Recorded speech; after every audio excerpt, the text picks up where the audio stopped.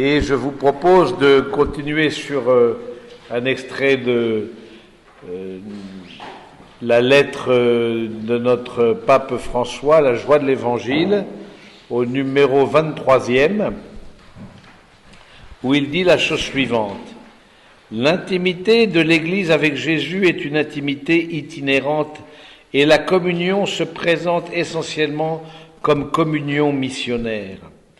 Fidèle au modèle du Maître, il est vital qu'aujourd'hui l'Église sorte pour annoncer l'Évangile à tous, en tout lieu, en toutes occasions, sans hésitation, sans répulsion et sans peur. La joie de l'Évangile est pour tout le peuple, personne ne peut en être exclu. C'est ainsi que l'ange annonce au pasteur de Bethléem: soyez sans crainte, car voici que je vous annonce une grande joie qui sera pour tout le peuple. L'Apocalypse parle d'une bonne nouvelle éternelle à annoncer à ceux qui demeurent sur la terre, à toute nation, langue, race et peuple. Ce que je retire de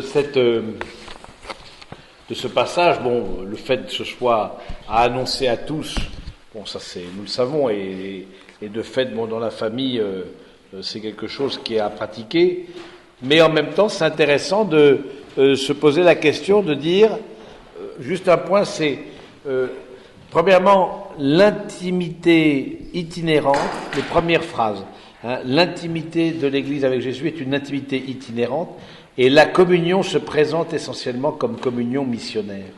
Au fond, la manière pour qu'il y ait une annonce de l'Évangile, on l'a dit un petit peu ce matin, c'est quelque part, lâcher prise, ne pas s'installer, cette intimité itinérante, c'est-à-dire qui bouge, etc. Mais là, le pape a introduit une autre notion, c'est la question de la communion missionnaire. C'est-à-dire que le fait qu'il y ait de l'amour dans la famille, eh bien, ça évangélise, tout simplement. Le fait que l'amour circule, le fait qu'il y ait des temps de paix, pourquoi pas des temps de silence, des temps de prière, des temps où on se redit les uns aux autres que l'on s'aime, parce que bien souvent dans les familles on a du mal à se dire entre nous que nous nous aimons, et donc du coup parce qu'on a du mal, et donc du coup on le suppose, mais la communion elle est missionnaire. Ça veut dire que chaque fois qu'on établit, justement, et posez-vous la question, qu'est-ce que vous mettez en place dans vos familles respectives pour que cette communion advienne, pour que cet amour dans la famille advienne? Parce que, au cas où vous ne l'auriez pas remarqué, aimer n'est pas spontané. Et donc, du coup, ça demande aussi de mettre en place des aspects dans notre vie, de temps de relecture, de temps de... moi, par exemple, je sais peut-être je vous en ai parlé l'une ou l'autre fois, mais j'invite beaucoup les familles à prendre des temps de relecture en famille.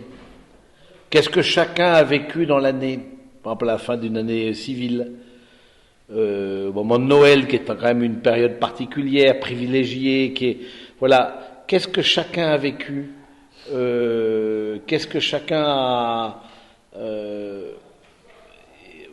voyez, en quoi il a grandi dans l'amour.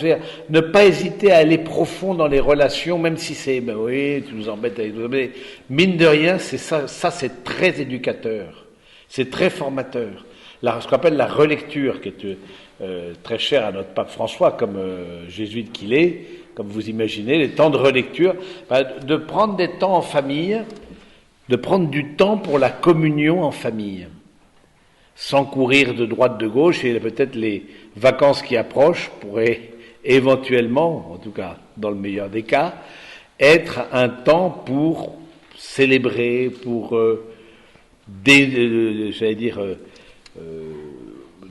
déguster la communion quelque part, de prendre des temps entre nous, de ne pas surcharger l'agenda, de prendre des temps de gratuité avec les enfants, de prendre des temps de...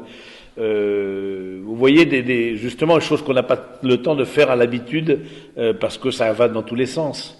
Eh bien, par exemple, les vacances, ça peut être un temps parfaitement bon pour la communion.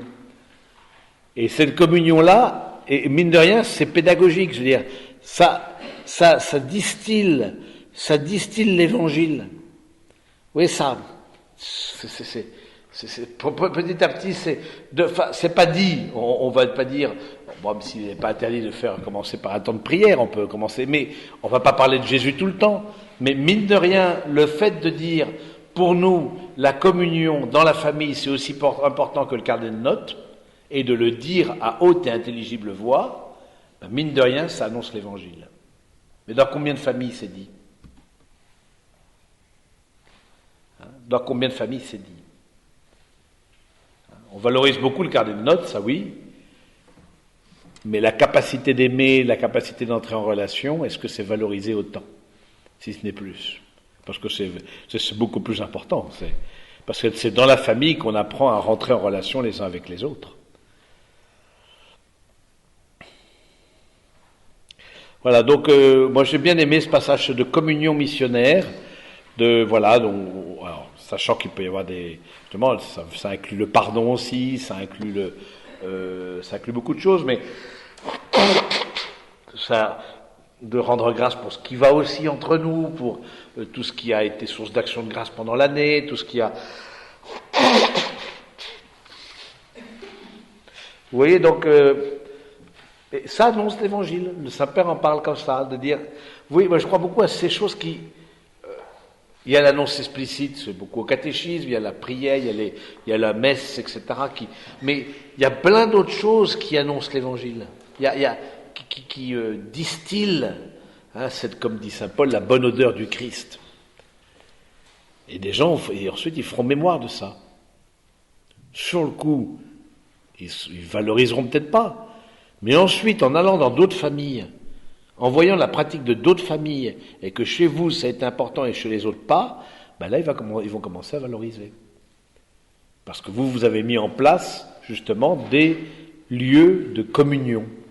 Et de communion l'amour de fait, sans parler de Jésus toutes les lignes, mais l'amour de fait annonce Dieu, parce que Dieu est amour.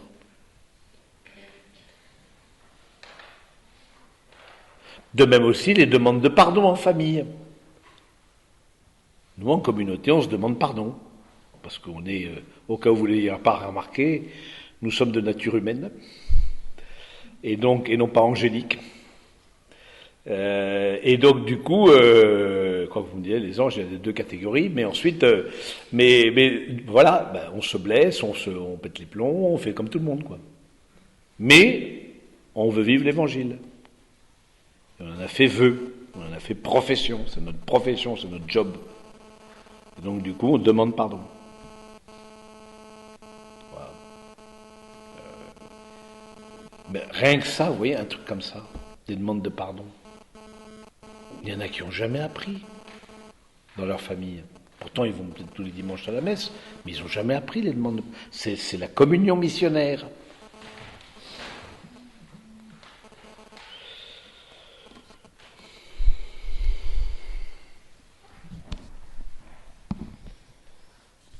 Et c'est bien aussi de se dire dans la propre famille, personne n'est exclu de cette communion missionnaire. Bon, ça, je pense que ça se tombe un peu sous le sens quand il s'agit de la famille proche, parents, enfants. On ne va pas exclure un enfant de l'évangile volontairement. Bon, ce serait vraiment incompréhensible. Au numéro 24, donc, l'Église en sortie et la communauté des disciples missionnaires qui prennent l'initiative, qui s'implique, qui accompagne, qui fructifie, qui fête. Primerear, prendre l'initiative. Veuillez m'excuser pour ce néologisme. La communauté évangélisatrice, la famille évangélisatrice, expérimente que le Seigneur a pris l'initiative. Il l'a précédée dans l'amour. Et en raison de cela, elle sait aller de l'avant. Elle sait prendre l'initiative sans crainte, aller à la rencontre, chercher ceux qui sont loin, arriver aux croisées des chemins pour inviter les exclus. Pour avoir expérimenté la miséricorde du Père et sa force de diffusion, elle vit un désir inépuisable d'offrir la miséricorde. Osons un peu plus prendre l'initiative En conséquence, l'Église s'est s'impliquer. Jésus a lavé les pieds de ses disciples. Le Seigneur s'implique et implique les siens en se mettant à genoux devant les autres pour les laver. Mais tout de suite après, il dit à ses disciples, « Heureux êtes-vous si vous le faites ». La communauté évangélisatrice, la famille évangélisatrice, vous remplacez à chaque fois, par ses œuvres et par ses gestes, se met dans la vie quotidienne des autres, elle raccourcit les distances, elle abaisse jusqu'à l'humiliation si c'est nécessaire, elle assume la vie humaine, touchant la chair souffrante du Christ dans le peuple. Alors bon, là, c'est pas directement, vous l'avez compris, destiné aux familles, mais vous pouvez faire vous-même la relecture et la transposition. La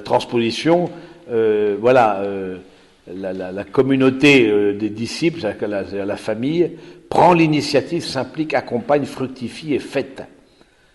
Donc, ce que je vous disais, qu'est-ce que vous prenez comme initiative ? Il y a des choses, vous avez à être comme parents, voire grands-parents, à être proposants. Encore une fois, vous pouvez proposer, et plus ça va, vous serez pas imposé. Hein, la foi, on ne l'impose pas, on ne la suppose pas, on la propose. Il ne faut pas supposer la foi.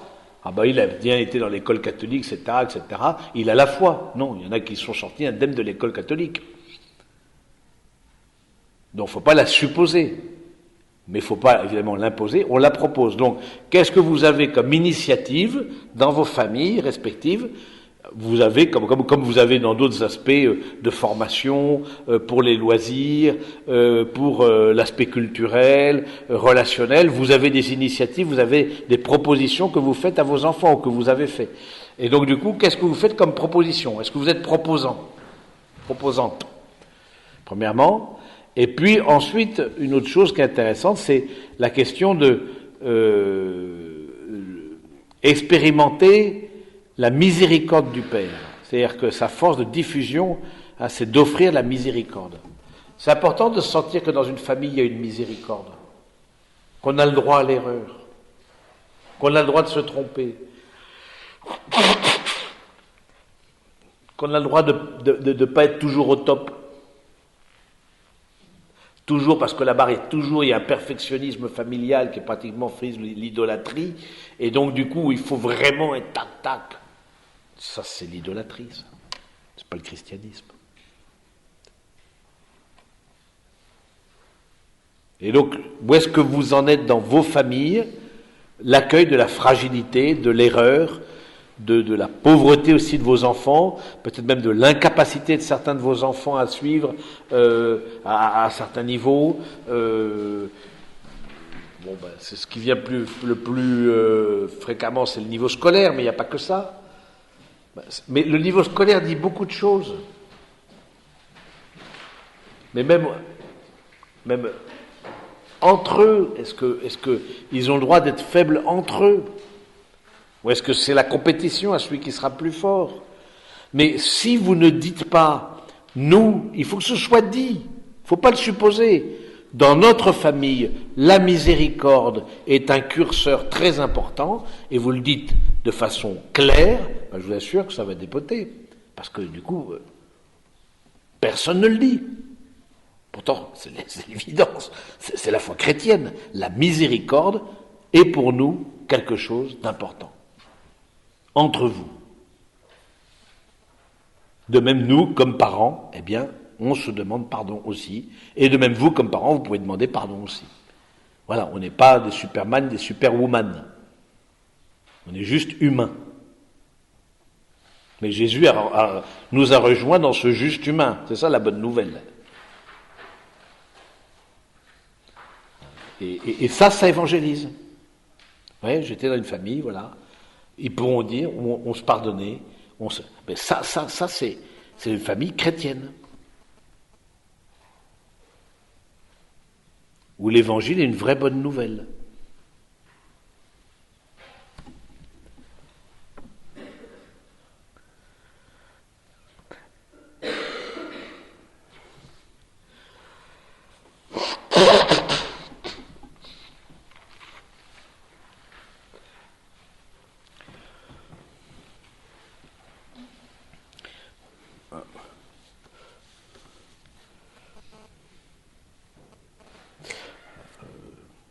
Elle s'abaisse jusqu'à l'humiliation si c'est nécessaire et assume la vie humaine touchant la chair souffrante du Christ dans le peuple, c'est-à-dire les personnes plus pauvres.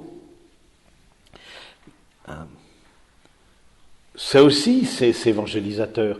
Quelle est la part dans ma vie de l'accueil de personnes en situation de fragilité?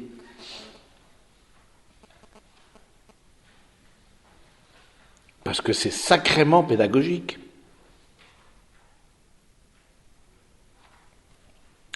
Je pense à une association, par exemple, à Bras Ouverts, qui propose d'accueillir dans des familles des enfants handicapés pour soulager peut-être d'autres familles pour qui c'est dur tous les jours. Mais vous accueillez pendant un week-end, mais c'est évangélisateur.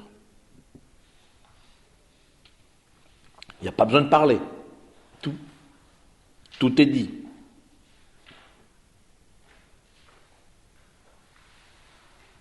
Alors, il faut voir un peu les personnes, c'est sûr que des personnes en grande marginalité, etc., c'est peut-être plus compliqué. Hein? Mais de faire signe à une personne dont on sait, ou une famille dont on sait qui est dans la difficulté pour X raisons, c'est évangélisateur.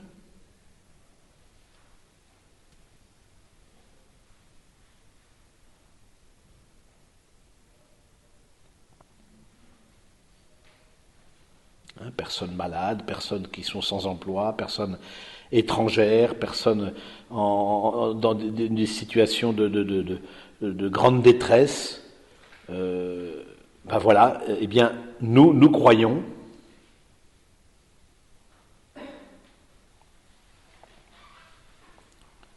en la parole de Jésus. Ce que vous avez fait au plus petit, c'est à moi que vous l'avez fait.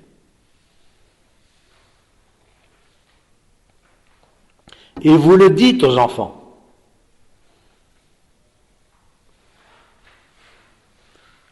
Le faire et le dire et le faire. Nous croyons ça.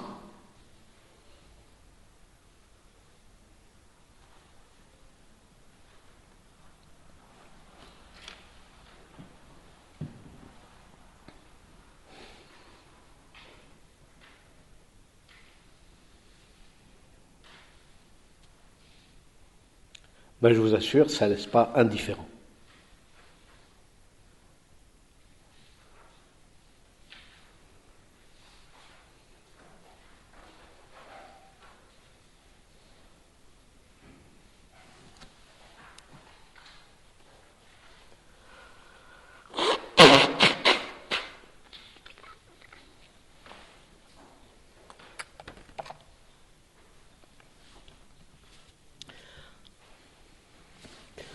Les évangélisateurs ont ainsi l'odeur des brebis, et celles-ci écoutent leur voix.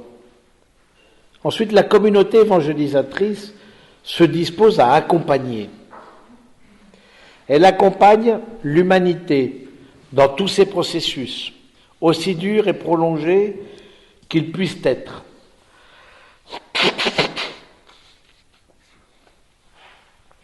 Elle connaît les longues attentes et la patience apostolique. L'évangélisation a beaucoup de patience et elle évite de ne pas tenir compte des limites.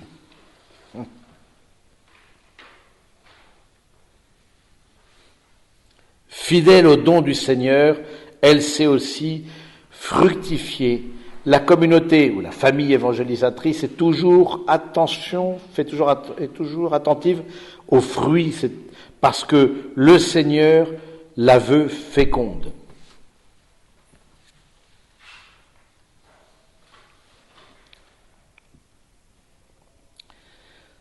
Il prend soin du grain et ne perd pas la paix à cause de l'ivraie. Ça, c'est très beau, ça. Combien, parfois dans nos familles, justement, on a ce regard plus négatif, de voir le verre à moitié vide et non pas à moitié plein, de voir tout ce qui ne va pas, il y a des tas de choses dans ma famille, ça ne va pas, ceci ça ne va pas, etc. Et du coup, on se désespère. Justement, qu'est-ce que nous dit la communauté évangélisatrice? Elle ne se laisse pas décourager par l'ivraie.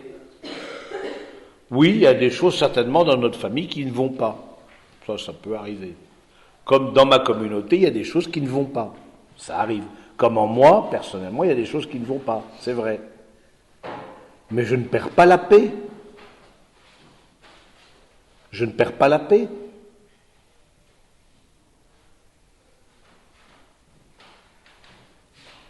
On remet dans le Seigneur les choses qui ne vont pas. On en demande pardon à l'occasion. Et puis, s'il y a des choses qu'on ne peut pas remédier, parce que pour X raisons, ben on les confie, on les dépose dans le Seigneur. Tout simplement.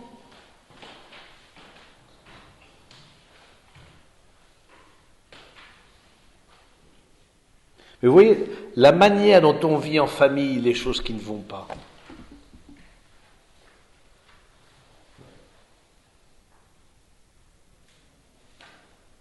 Et que plus les enfants grandissent, plus ils les voient, forcément. C'est tant mieux. Bon, bah, ce que tu as vu, c'est juste. Comment toi tu le vis? Ah, moi ça m'angoisse, je sais pas quoi. Parfois, ça peut être une difficulté de relation entre deux enfants, par exemple. Ça peut être ou une difficulté au niveau des adultes, à la suite, je sais pas quoi, d'un héritage avec les oncles et tantes, etc. Et du coup, ils voient bien qu'il y en a qui veulent plus parler. Bon, tout ça, ça arrive. Ce que tu vois, c'est juste. Toi, tu le vis comment? Ah, bah, ça m'angoisse. Bah, comme chrétiens, nous vivons comme ça. On le remet. Ça nous angoisse peut-être, ça nous attriste toujours, mais on le remet. Prenez des mots simples. Jésus, il prend des mots simples. Et faites-vous confiance, vous, comme mère de famille ou femme, épouse ou grand-mère, que sais-je, ben, faites-vous confiance que le Seigneur vous donnera les mots pour dire les choses, pour parler à vos enfants. Là, on est dans la transmission. Donc, il vous donnera les mots. Portez-le dans la prière, déposez-le, demandez les mots, et puis les mots viennent. Hein, Jésus dit, ceux qui seront persécutés n'ont pas besoin de se préoccuper de leur défense. L'Esprit Saint viendra. Bon là, on n'est pas dans le cadre de persécution, grâce à Dieu, mais l'Esprit Saint vient quand même pour éclairer nos cœurs et trouver les mots qui vont toucher le cœur de l'enfant ou du jeune, qui vont l'interroger, qui vont le soutenir, l'encourager, le remuer à l'occasion.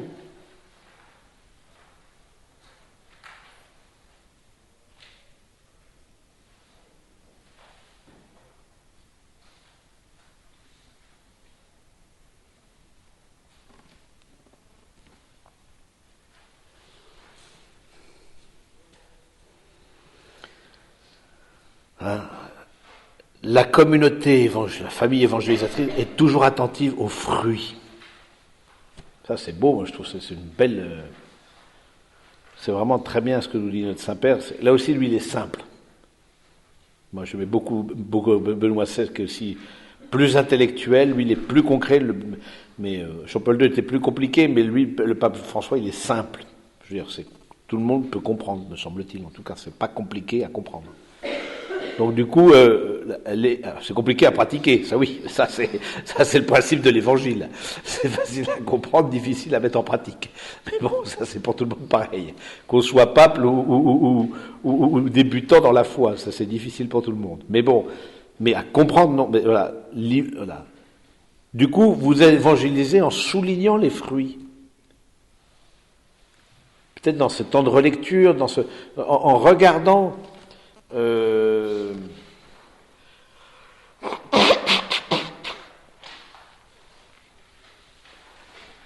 ce qui a été. Mais si on le dit jamais, vous voyez la difficulté souvent dans nos familles, Comme il n'y a pas de temps pour ça, du coup on ne le dit pas. Ou on le dit entre la poire et le fromage, comme ça, on ne célèbre pas, on ne fête pas ça.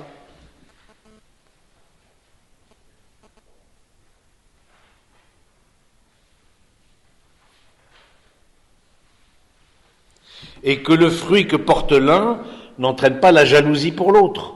Parce que aussi la jalousie, ça existe dans la fratrie. Que le fruit que je porte, eh bien, soit aussi une joie pour l'autre. Et le fruit que porte l'autre, c'est une joie pour moi.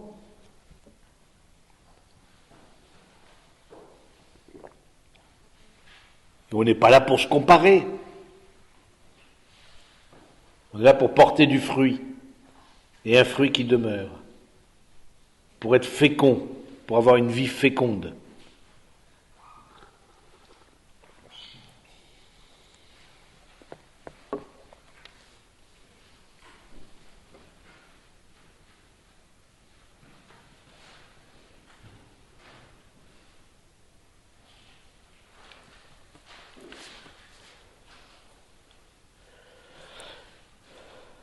Il prend soin du grain, ne perd pas la paix à cause de l'ivraie. Le semeur, quand il voit point de l'ivraie parmi les grains, n'a pas de réaction plaintive ni alarmiste. Hein, parfois on s'angoisse dès qu'on voit, je sais pas quoi, tel aspect de tel enfant, tel comportement, telle note, tel machin. Parfois parfois des questions de santé là qui pour le coup sont parfois aussi même angoissantes, mais c'est souvent plus l'angoisse des enfants, des parents que des enfants eux-mêmes. Hein. Donc voilà, il y a une anxiété, il y a une angoisse dès qu'on perçoit un peu la réaction plaintive ni alarmiste. Attention à ça. Il trouve le moyen pour faire en sorte que la parole s'incarne dans une situation concrète et donne des fruits de vie nouvelle, bien qu'apparemment ceci soit imparfait et inachevé. Forcément, ce sera imparfait et inachevé, forcément.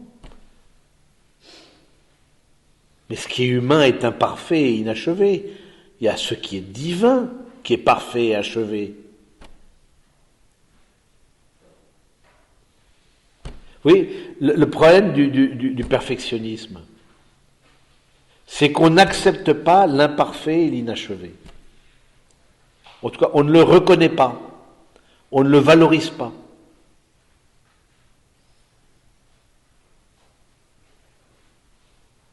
Oui, parce que c'est imparfait, mais par rapport à ce que tu étais avant, c'est quand même un mieux. Alors, il y a de la marge de progression, ok.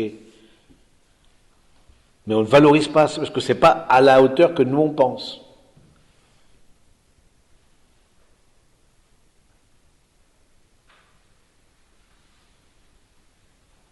Vous voyez, le fait d'accueillir l'imparfait, l'inachevé, non pas comme une complaisance avec la paresse ou etc., mais juste parce que c'est humain.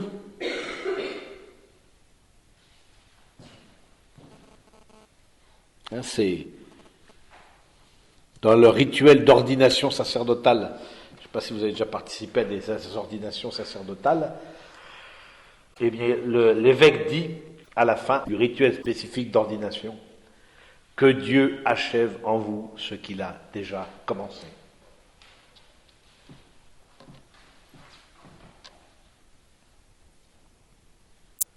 Il y a des choses qui ne sont achevées qu'au ciel, que dans le face-à-face avec le Seigneur. Mais sur cette terre, ça restera imparfait et inachevé. Mais c'est pas pour ça que ça porte pas du fruit.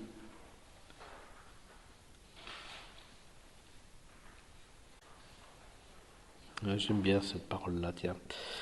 Le disciple, c'est offrir sa vie entière et la jouer jusqu'au martyr, la donner jusqu'au martyr comme témoignage de Jésus-Christ. Son rêve n'est pas d'avoir beaucoup d'ennemis, mais plutôt que la parole soit accueillie et manifeste sa puissance libératrice et rénovatrice. Enfin, la communauté, la famille évangélisatrice, joyeuse, c'est toujours fêtée. Pour ça, les enfants, c'est super. Les enfants, ils aiment beaucoup faire la fête. Il y a un côté festif chez l'enfant, il y a un peu voilà, il faut faire la fête, etc. On fête pas assez. On va voir, nous, dans nos communautés, par exemple, c'est clair, on ne fête absolument pas assez. Parce qu'on peut les communautés d'hommes, etc. Bon, moyenne d'âge 54 ans. Qu'est-ce qu'ils vont nous saouler à faire la fête encore?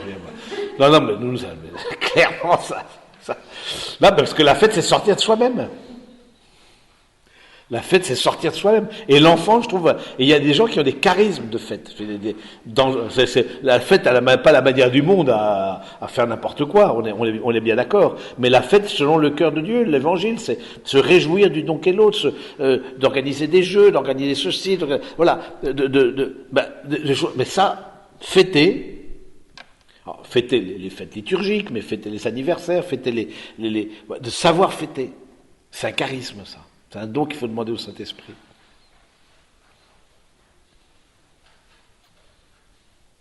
Et par la fête, par le jeu, hein, il y a beaucoup de choses qui passent. Hein, Don Bosco, quand il a commencé les patronages en Italie, qu'est-ce qu'il a marqué au frontispice des patronages? Ici on joue, ici on prie.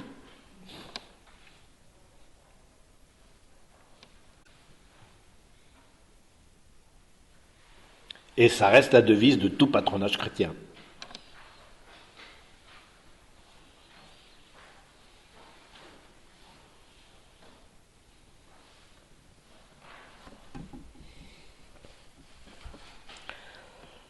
Elle célèbre et fête chaque petite victoire, chaque pas en avant dans l'évangélisation, dans la communion. L'évangélisation joyeuse se fait beauté dans la liturgie, dans l'exigence quotidienne de faire progresser le bien.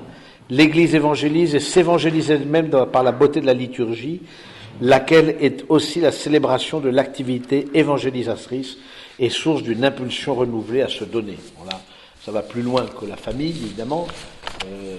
Voilà. Maintenant, il y a un autre texte, une autre partie de texte qu'on peut prendre pour terminer notre méditation, de personne à personne. J'aime bien ce passage-là aussi sur l'évangélisation. Maintenant que l'Église veut vivre un profond renouveau missionnaire, vous avez la feuille, c'est bon, hein, de personne à personne.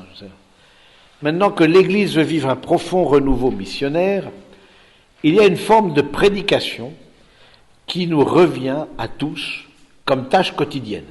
Ça nous intéresse comme famille parce qu'on a des tâches quotidiennes à faire. Voilà. Il s'agit de porter l'Évangile aux personnes avec lesquelles chacun a affaire, tant les plus proches que celles qui sont inconnues. C'est la prédication informelle que l'on peut réaliser dans une conversation. C'est aussi celle que fait un missionnaire quand il visite une maison. Être disciple, c'est avoir la disposition permanente de porter l'amour de Jésus aux autres, et cela se fait spontanément en tout lieu, dans la rue, sur la place, au travail, en chemin. J'aime bien quand il dit cette prédication informelle. Voilà, moi, là, par exemple, aujourd'hui, moi, ce que je fais, c'est de la prédication formelle. Je cause, vous écoutez. Bon, c'est bien, il en faut. Mais dans les familles, c'est pas comme ça que ça fonctionne. Vous dites aux enfants, asseyez-vous, maman parle, et vous vous taisez. Ça va pas le faire, ça. Ou bon, si papa parle, peut-être ça va un peu le faire, mais bon, c'est pas comme ça. On est dans l'informel. Prédication informelle. Vous connaissez peut-être des Fioretti de Saint François d'Assise. Justement, où il était avec frère Léon, il a dit, on va évangéliser. Ah bon, frère Léon disait, on va évangéliser, d'accord. Ils étaient en habit, franciscain, qu'on connaît bien, et ils font le tour du village, tous les deux à pied. Ils se baladent dans le village, saluent comme ça, et ils reviennent au couvent. Le frère Léon dit, je pensais qu'on était parti évangéliser. Et lui, c'est ce qu'on a fait. Et donc du coup, la prédication informelle. C'est-à-dire que il y a des choses, on va pas dire, parce que surtout en France, on ne peut pas dire grand-chose sur Dieu, sinon tout de suite vous êtes taxé d'intégriste ou de machin ou je sais pas quoi. Mais on va simplement, tangentiellement, informellement, manifester. Comme je vous ai dit, je prie pour vous. C'est de la prédication informelle. Et donc, l'amour de Jésus se porte aux autres par des choses, des tâches quotidiennes. Il s'agit de porter l'évangile aux personnes avec lesquelles chacun a affaire, tant les plus proches que celles qui sont inconnues. Un accueil, un sourire, voilà. On croit aussi que ça annonce l'évangile. Il y a l'instruction formelle, ça c'est important, du catéchisme. Il y a des prédications formelles, que ce soit dans les célébrations ou dans des journées comme celle-ci, mais il y a les prédications informelles.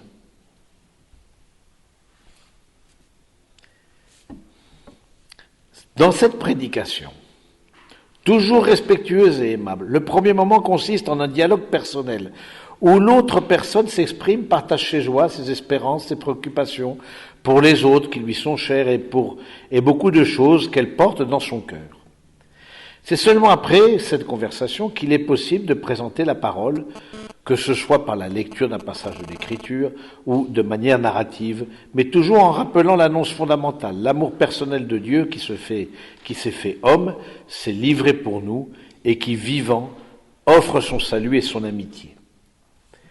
C'est l'annonce qui se partage dans une attitude humble, de témoignage, et de celui qui sait toujours apprendre, avec la conscience que le message est si riche et si profond qu'il nous dépasse toujours. Parfois, il s'exprime de manière plus directe, d'autres fois à travers un témoignage personnel, un récit, un geste, ou la forme que l'Esprit Saint lui-même peut susciter en une circonstance concrète. Si cela semble prudent, et si les conditions se réunissent, il est bon que cette rencontre fraternelle et missionnaire se conclue par une brève prière qui rejoigne les préoccupations que la personne a manifestées. Ainsi, elle percevra mieux qu'elle a été écoutée et comprise, que sa situation a été remise entre les mains de Dieu, et reconnaîtra que la parole de Dieu parle réellement à sa propre existence. C'est bien ça vraiment, parce que il n'y a pas qu'une manière d'évangéliser, il n'y a pas qu'une manière de transmettre l'évangile dans sa famille. Là déjà le Saint-Père en cite plusieurs, de prédications informelles, de témoignages personnels, de récits, gestes, de prières. Si ça semble prudent et si les conditions sont réunies, c'est-à-dire qu'on ne va pas non plus gaver les enfants de prière, parce que voilà, tant qu'on les a sous la main, on bourre au maximum. En même temps, en les proposant, c'est là où il faut prier, c'est-à-dire où mettre le curseur. Moi, j'en sais rien où mettre le curseur. C'est vous qui savez, dans vos familles, dans la circonstance particulière de vos familles. Il n'y a que vous qui pouvez savoir avec votre époux, c'est aussi à deux, c'est aussi l'avantage d'être à deux aussi, c'est qu'on en parle. Donc, moi je trouve ça beau de dire justement de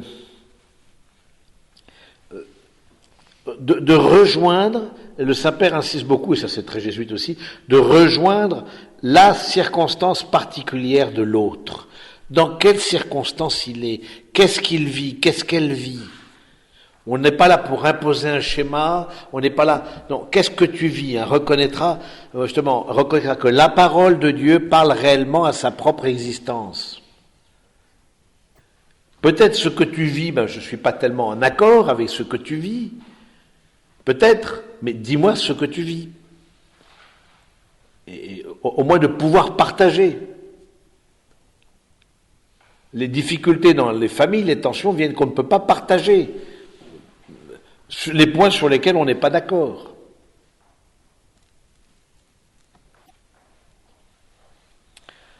Le dernier point, c'est il ne faut pas penser que l'annonce évangélique doit se transmettre toujours par des formules déterminées et figées.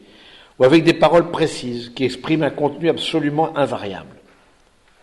Elle se transmet sous des formes très diverses qu'il serait impossible de décrire ou de cataloguer, dont le peuple de Dieu, avec ses innombrables gestes et signes, est le sujet collectif. Par conséquent, si l'Évangile s'est incarné dans une culture, il ne se communique pas seulement par l'annonce de personne à personne.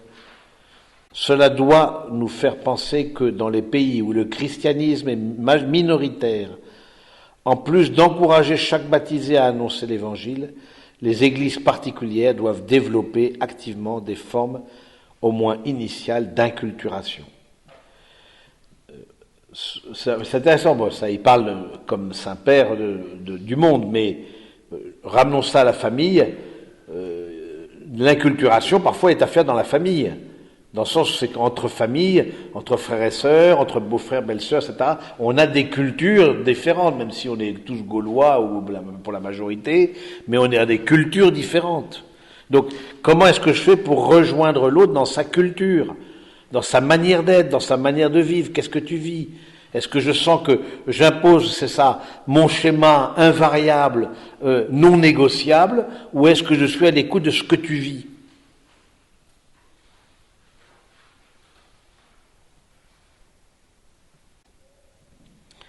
Ce à quoi on doit tendre en définitive, c'est que la prédication de l'Évangile, exprimée par des catégories propres à la culture ou à la personne, où il est annoncé, provoque une nouvelle synthèse avec cette culture. Bien que ces processus soient pas toujours lents, parfois la crainte nous paralyse trop. Si nous laissons les doutes et les peurs étouffer notre toute audace, il est possible qu'au lieu d'être créatifs, nous restions simplement tranquilles, sans provoquer aucune avancée, et dans ce cas, nous ne serons pas participants en processus historique par notre coopération, mais nous serons simplement spectateurs d'une stagnation stérile de l'Église. Ça mérite d'être clair. Il envoie du lourd, notre pape François, hein, et voilà.